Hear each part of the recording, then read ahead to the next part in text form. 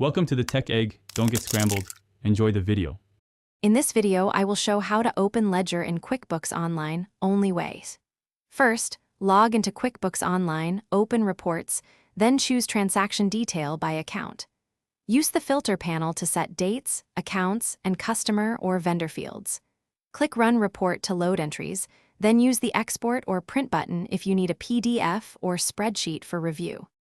Use the filter and customize features to shape the ledger exactly how you need it. Start by picking precise date ranges and account types, then add columns for memo, class, or tax information. If you track locations or classes, include them to clarify transactions. Preview the report, adjust sorting or groupings, and save the customized view for quick reuse next time. Quick recommendation and little ad. If you enjoy learning on the go, try the Kindle Paperwhite for reading guides, PDF, and notes anywhere with excellent battery life. If this video is helping, please subscribe and like to support the channel and help others find it. Check the description for the link and other deals, and now let's get back to the video.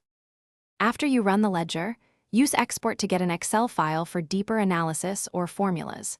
Choose Print to make a PDF for audits or approvals, and use Saved Custom Reports to avoid repeating filters.